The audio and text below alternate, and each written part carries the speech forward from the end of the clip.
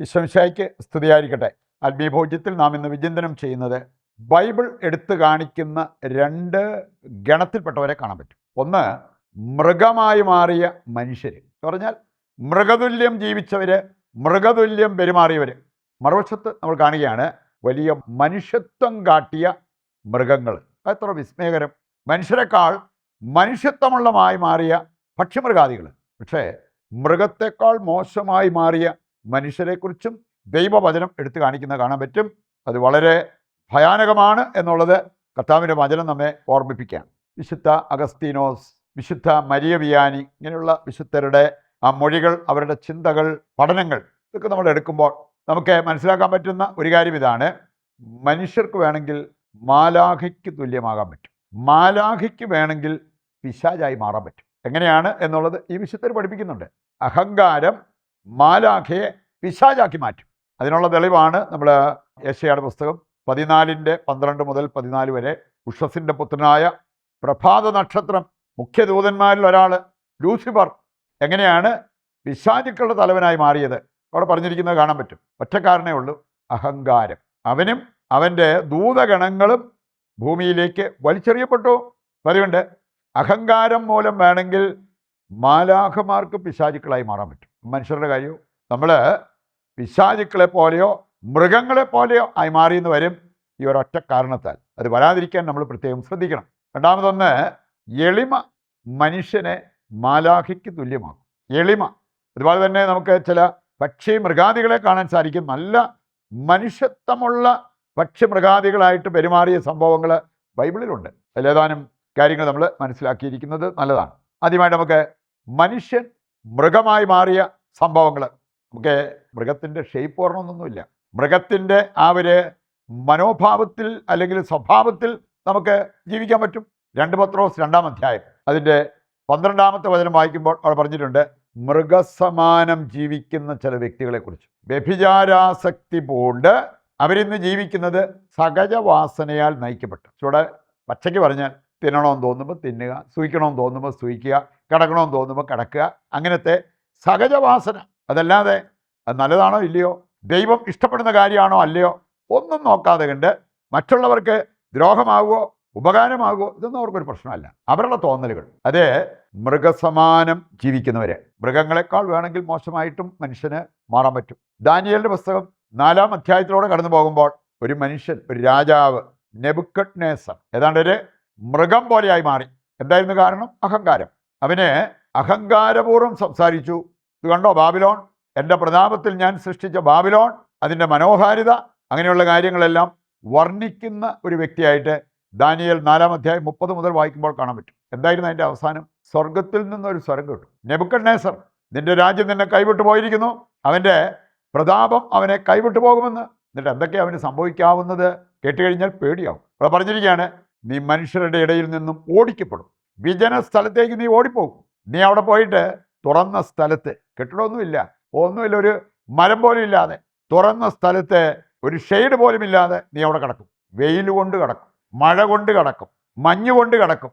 അങ്ങനത്തെ ഒരു ദുരവസ്ഥ നിനക്കുണ്ടാകും. അതും പോരാഞ്ഞിട്ട് പറയാണ്, നിന്റെ രോമം പക്ഷിയുടെ തൂവൽ പോലെ മാറും. നമുക്കറിയാമല്ലോ, നമ്മുടെ ഒരു രോമം കോഴിപ്പൂവലിൻ്റെ തൂവലെന്ന് എന്ത് വ്യത്യാസമുണ്ട്.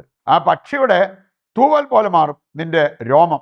അതുപോലെ തന്നെ നിന്റെ നഖം പക്ഷിയുടെ നഖം പോലെ വളരും. നമ്മളാണെങ്കിൽ അത് സമയമാകുമ്പം വെട്ടും. ഇപ്പം പിന്നെ വെപ്പ് നഖം വെച്ചുകൊണ്ട് നടക്കുന്നവരെ കാണാൻ പറ്റും. പക്ഷിയുടെ നഖത്തെക്കാളും വലുതായിരിക്കും ചിലപ്പോൾ അത്. ഇനി ഈ രീതിയിൽ നീ ഒരു വികൃത രൂപമായിട്ട് മാറും എന്നുള്ളത് കർത്താവിൻ്റെ വചനം കൃത്യമായിട്ട് നമ്മെ ഓർമ്മിപ്പിക്കുന്നത് കാണാൻ പറ്റും. 2 ദിനവൃത്താന്തം 18:23 മുതൽ വായിക്കുമ്പോൾ അവിടെ നമ്മൾ കാണുന്നു, ഒരു പ്രവാചകൻ്റെ കരണത്തടിക്കുന്ന ഒരു വ്യക്തി. സെദക്കിയ, മിഖായ പ്രവാചകൻ, സത്യപ്രവാചകനായിരുന്നു. അവൻ സത്യം പ്രവചിച്ചു. അതിൻ്റെ പേരിൽ സെദക്കിയ വന്ന് അവൻ്റെ കരണക്കുറ്റിക്കിട്ടടിക്കുന്നത്. പിന്നീട് സെദക്കിയായ്ക്ക് സംഭവിച്ചത് എന്താണെന്നൊക്കെ ഈ അധ്യായം വായിക്കുമ്പോൾ നമുക്ക് കാണാൻ പറ്റും. അവൻ്റെ അന്ത്യം ശോഭനമായിരുന്നില്ല. അവനെ ചങ്ങലക്കിടുന്ന രംഗം നമുക്ക് കാണാൻ സാധിക്കും. അവനെ പരിതാപകരമായ രീതിയിൽ അവനെ മരണത്തിലേക്ക് തള്ളിവിടുന്ന രംഗം. 2 ദിനവൃത്താന്തം 16 10-ാമത്തെ വചനം വായിച്ചാൽ വേറൊരു രാജാവിനെ കാണാൻ പറ്റും, ആസാ രാജാവ്. ഇനി അവൻ്റെ തെറ്റ് ചൂണ്ടിക്കാണിച്ചതിൻ്റെ പേരിൽ അവൻ ആന്തരിക മുറിവുണ്ടായി, ദേഷ്യം വന്നു. അതിൻ്റെ ഫലമായിട്ട് അവൻ ചെയ്തൊരു കാര്യം, കൊട്ടാരത്തിലൂടെ ഓട്ടി നടന്ന് കണ്ടവരെയെല്ലാം തല്ലുക. മൃഗങ്ങളെക്കാൾ മോശമായൊരവസ്ഥ. അവൻ്റെ കൺമുമ്പിൽ പെട്ടവരെയെല്ലാം അവൻ അടിച്ചുകൊണ്ടിരുന്നു, അവരെ പീഡിപ്പിച്ചുകൊണ്ടിരുന്നു എന്നുള്ളത് ഈ അധ്യായം വായിക്കുമ്പോൾ നമുക്ക് കാണാൻ പറ്റും. അവൻ്റെ അന്ത്യം എന്തായിരുന്നു? ഏതാണ്ട് ഒരു ചൊറി വന്നിട്ട് അത് സുഖപ്പെടാതെ മരിച്ചു എന്ന് പറയാൻ പറ്റും പോലെ ഒരു വ്രണം വന്നിട്ട് എന്നിട്ടും അവൻ ദൈവത്തെങ്കിലേക്ക് തിരിഞ്ഞ് ദൈവസഹായം തേടിയില്ല. അവസാനം അവൻ ആ വ്രണം മൂലം മരിച്ചു എന്നുള്ളത് വചനം നമ്മെ ഓർമ്മിപ്പിക്കുന്ന ഒരു കാര്യമാണ്. രണ്ടാമതായി നമ്മൾ ചിന്തിക്കുന്നത് മാലാഖയ്ക്ക് സമാനമായ മനുഷ്യരുണ്ട്. ഞാൻ അവരെക്കുറിച്ച് പറഞ്ഞിരിക്കുന്നത് ബൈബിളിൽ കാണാൻ പറ്റും. അപ്പസ്തോല പ്രവർത്തനം 6:15. സ്തേഫാനോസിന്റെ മുഖം ഒരു മാലാഖയുടെ മുഖം പോലെ കാണപ്പെട്ടു. സ്തേഫാനോസിന്റെ മുഖം. ദീമായിലെ വിശുദ്ധ റോസ് അവരങ്ങനെ വിളിക്കപ്പെടാൻ കാരണം തന്നെ അവരുടെ സർവൻ്റ് നോക്കിയപ്പോൾ ഇവളുടെ മുഖം അസൽ റോസപ്പൂ പോലെ മാറി. ഏതാണ്ട് ഇതുപോലെ മാലാഖയുടെ മുഖം പോലെ സ്തേഫാനോസിന്റെ മുഖം കാണപ്പെട്ടു. പുറപ്പാട് 34:23 എടുക്കുമ്പോൾ മോശയുടെ മുഖം തേജോമയമായി. കാരണം അവൻ ദൈവത്തിൻ്റെ കൂടെ വസിച്ചപ്പോൾ അവനുണ്ടായ ഒരു നേട്ടമാണ്. മൂന്നാമതായിട്ട് നമ്മൾ ചിന്തിക്കുന്നത് കാപഠ്യമണിയുന്ന മനുഷ്യരെ വേണേൽ നമുക്ക് കണ്ടെത്താൻ പറ്റും. പുറമേ നല്ല കുഞ്ഞാട്, അകമേ വേണമെങ്കിൽ ചെന്നായുടെ സ്വഭാവം. ഇതേക്കുറിച്ച് വചനം പോലെ നമ്മെ ഓർമ്മിപ്പിക്കുന്ന കാണാൻ പറ്റും. 2 കൊരിന്തോസ് 11-14 വചനം. വേണമെങ്കിൽ ഈ സാത്താന് ദൈവദൂതൻ്റെ വേഷമണിഞ്ഞ് വരാൻ പറ്റും. നിങ്ങൾ അതുകൊണ്ട് വളരെ സൂക്ഷിക്കണം, ശ്രദ്ധാലുക്കളായിരിക്കണം, വിവേകികളായിരിക്കണം എന്നുള്ളത് വചനം നമ്മെ ഓർമ്മിപ്പിക്കുക. ജെറമിയ 23 എസെക്കിയേൽ 13 അവിടെയൊക്കെ നമ്മൾ കാണുന്നുണ്ട്. വ്യാജപ്രവാചകന്മാർ, കണ്ടാൽ പ്രവാചകന്മാർ, പക്ഷേ ചെന്നായികളുടെ സ്വഭാവം. ദൈവം അതറിയും, അതിനുള്ള ശിക്ഷ ഉറപ്പായിട്ട് കിട്ടും എന്നുള്ളത് ഈ അധ്യായങ്ങൾ വായിക്കുമ്പോൾ കാണാൻ പറ്റും. ദാനിയേൽ 14:7 മുതൽ വായിക്കുമ്പോൾ അവിടെ നമ്മൾ കാണുന്നുണ്ട് ചില പുരോഹിതന്മാർക്ക് അതുപോലെ തന്നെ അവരുടെ കുടുംബാംഗങ്ങൾക്ക് ഒരു പ്രത്യേക അവസ്ഥ ഉണ്ടായി. കട്ടുവാരുന്നവരായിട്ട് അവർ മാറി, പുരോഹിതന്മാരും അവരുടെ കുടുംബാംഗങ്ങളും. ദാനിയേൽ അത് കണ്ടുപിടിച്ച് രാജാവ് അവരെ മരണത്തിലേക്ക് തള്ളിവിടുന്നത് നമുക്ക് കാണാൻ പറ്റും. വ്യാളിക്ക് അവർ ഒരുപാട് തീറ്റ കൊടുക്കുമായിരുന്നു.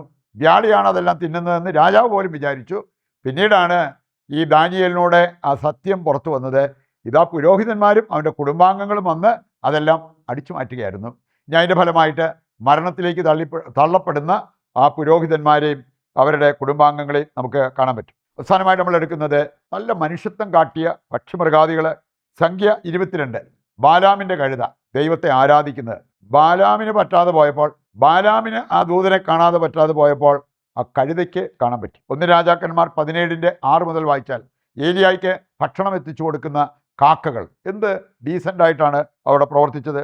ദാനിയേൽ 6 ദാനിയേൽ 14 വായിച്ചാൽ സിംഹക്കുഴിയിൽ കിടക്കുന്ന ദാനിയേൽ, അവൻ്റെ കൂടെ കിടന്ന സിംഹങ്ങൾ അവനെ ഒന്ന് ശല്യപ്പെടുത്തുകയോ ബുദ്ധിമുട്ടിക്കുകയോ ചെയ്യുന്നില്ല എന്നുള്ളത് മനസ്സിലാക്കാൻ പറ്റും. ഇങ്ങനെയുള്ള മനുഷ്യത്വം കാണിച്ച പക്ഷിമൃഗാദികൾ, മറുവശത്തെ മൃഗമായി തീരുന്ന മനുഷ്യർ. നമുക്ക് ഇതിൽ നിന്നും പഠിക്കേണ്ടത് പഠിച്ച്, തിരുത്തേണ്ടത് തിരുത്തി ജീവിതത്തിൽ മുന്നോട്ട് പോകുവാൻ തീരുമാനമെടുത്തുകൊണ്ട് നിൻ്റെ എല്ലാ പ്രാർത്ഥനാ നിയോഗങ്ങളും ദൈവകരങ്ങളിൽ ഏൽപ്പിച്ച് ദിവ്യകാരുണ്യത്തിൻ്റെ ആശീർവാദം സ്വീകരിക്കാം.